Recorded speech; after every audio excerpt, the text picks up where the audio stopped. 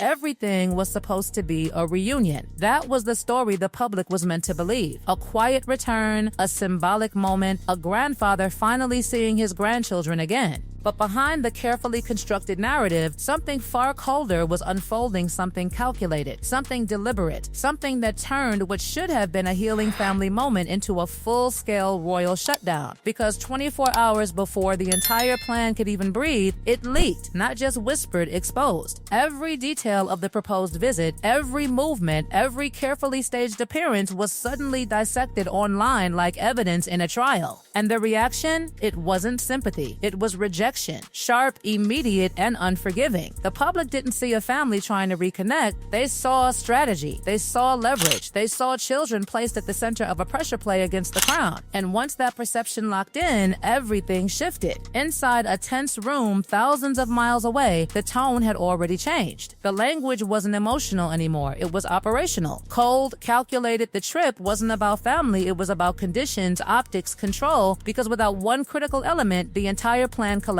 State-level security, not optional, not negotiable. And when the answer came back denied, it didn't just complicate the visit, it destroyed it. Think about that for a second. A royal visit, stripped of state protection, no armed escorts, no guaranteed coverage beyond palace gates. Every movement suddenly dependent on external discretion. That's not just inconvenient, that's exposure. And exposure in this situation meant vulnerability, not just physically, but symbolically. It meant walking into a country where the narrative was no longer in your control. So the decision wasn't gradual. It was immediate, surgical. The family would not come. The children would not return. The image of reconciliation gone overnight. And just like that, the so-called reunion turned into a solo mission. One man, one arrival, no shield of family, no emotional centerpiece. Just a stripped-down presence entering a country that had already decided how it felt. But while that decision was being executed abroad, something far more decisive was happening inside the stone walls of Windsor. Not emotional, not reactive. Strategic, because for Prince William, this was no longer about family tension. This was about the structure of the monarchy itself being tested publicly, visibly, and dangerously. Inside a closed room, away from cameras and statements, data was being studied, not feelings data. Public sentiment shifting, hostility rising, patterns forming. And the conclusion? This wasn't a misunderstanding. It was a challenge, a direct attempt to blur the lines between royal duty and private influence, and that according to the future king could not be allowed. So the response wasn't loud. It wasn't dramatic. It was far more dangerous than that. It was silent enforcement, no shared appearances, no joint engagements, no overlapping schedules, not even the illusion of unity in a single frame. A complete operational separation designed to send one unmistakable message without ever saying it out loud. There are two sides now, and they will not mix. And here's where it gets even more unsettling. This wasn't about punishment. That would have been easier to explain. This was about containment, a controlled isolation so precise that it removed not just access, but visibility. If there was going to be a visit, it would exist in a vacuum. No royal backing, no institutional alignment, just a solitary figure moving through a system that had already closed ranks. Meanwhile, inside another room, much quieter, much heavier, the situation looked completely different. Because for King Charles, this wasn't strategy. It was time. Limited, slipping, impossible to ignore. A grandfather looking at the possibility of seeing his grandchildren again and watching it disappear in real time. He wasn't thinking about optics. He wasn't thinking about precedent. He was thinking about moments, missed ones, final ones, the kind you don't get back. And in that space, the idea of compromise didn't feel like weakness. It felt necessary. Human, but that's exactly where the collision happened. Not between brothers, not even between father and son, but between two completely different definitions of what the monarchy should be. One driven by legacy and emotion, the other by structure and survival. Because when the request came to find a way to bend something, to make it work, the answer wasn't hesitation. It was resistance. Immediate, firm, unyielding, and the justification? Brutal in its clarity. If the rules bend once under pressure, they don't snap back. They break permanently, and if that happens, the entire system becomes negotiable, vulnerable, exposed to anyone willing to apply the same leverage again. So the line was drawn, not publicly, not emotionally, but absolutely. No security concessions, no institutional backing, no reopening of doors that had already been closed. And in that moment, something shifted that couldn't be reversed. Because this wasn't just a blocked reunion anymore. This was a declaration, a signal that the future of the monarchy would not be shaped by emotion.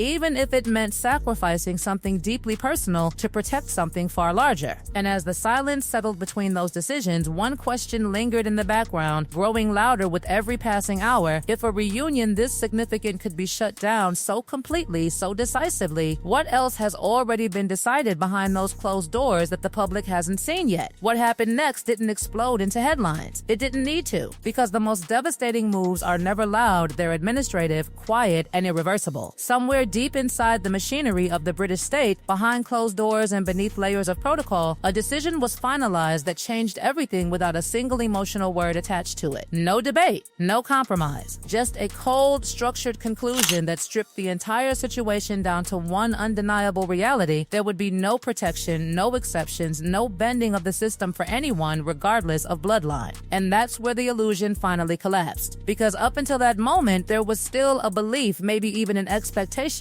that pressure could force movement, that the emotional weight of grandchildren, of family, of legacy might tip the balance. But instead, the opposite happened. The system didn't bend. It hardened completely, and when that ruling reached its destination, the impact wasn't just logistical, it was psychological. Because suddenly, this wasn't about a complicated visit anymore. It was about isolation. Total, undeniable isolation. A realization that the institution wasn't reacting anymore, it was enforcing. And enforcement doesn't negotiate. It doesn't respond to narratives. It simply draws a boundary and holds it, no matter what stands on the other side. Inside that moment, the strategy that had been carefully built began to unravel. Every calculated step, every anticipated reaction, every expectation of how far the other side would go, it all collapsed under one brutal miscalculation. They thought the system would hesitate. It didn't, not even for a second. And as that realization settled in, the response became immediate. There was no time to recalibrate, no space to rebuild the narrative. The only option left was retreat, but not a quiet one. A controlled exit, a reframing. Because if the story couldn't be won on arrival, it had to be redirected before arrival even happened. So the decision was made with precision. The family would not come. The children would not be seen. The image of a united return would be erased before it could be used against them. But even that move carried its own weight, because pulling back didn't just remove them from the situation, it amplified the divide. It turned absence into a statement. It made the distance visible in a way presence never could. And suddenly, the entire narrative shifted again, but this time into something far more dangerous, a standoff where neither side needed to speak for the message to be understood. Meanwhile, something else was happening, something quieter, but just as revealing. Because when one door closed, another opened. Not within the same walls, not under the same authority, but within a completely different lineage, a different loyalty. One that didn't operate under the same rules or limitations. And that shift changed the dynamic in a way no one publicly acknowledged, but everyone internally understood. Because now, the situation wasn't just about access to the monarchy. It was about where protection, allegiance, and identity truly came from. And when that alternative support system activated, it sent a signal that cut deeper than any official statement ever could. It said, if one side enforces distance, the other will close ranks. But even that didn't move the core decision. Because back in Windsor, the stance remained exactly the same. Unchanged, unmoved, almost unnervingly calm in its certainty. No reaction, no adjustment, just continuation. Because from that perspective, everything unfolding externally, every shift, every counter move was already accounted for, expected, even predictable. And that's what makes this entire situation so unsettling. Not the conflict itself, but the control. The sense that every possible outcome had already been mapped, every pressure point already understood, every reaction already anticipated. Which raises a far more uncomfortable question: was this ever about stopping a reunion, or was it about proving that it could be stopped at all? Because in the end, the result wasn't just a canceled visit. It was something far more permanent. A line drawn so clearly that crossing it now would require more than negotiation. It would require dismantling the very structure that put it there in the first place. And as the dust settled, as the silence returned, one image remained: an empty room where a reunion was supposed to happen, a moment that never arrived, and a system that proved, without ever raising its voice, that it no longer answers to emotion, only to itself. And the most unsettling part, this doesn't feel like an ending. It feels like the beginning of something much colder, something far more controlled, and something the public is only just starting to notice.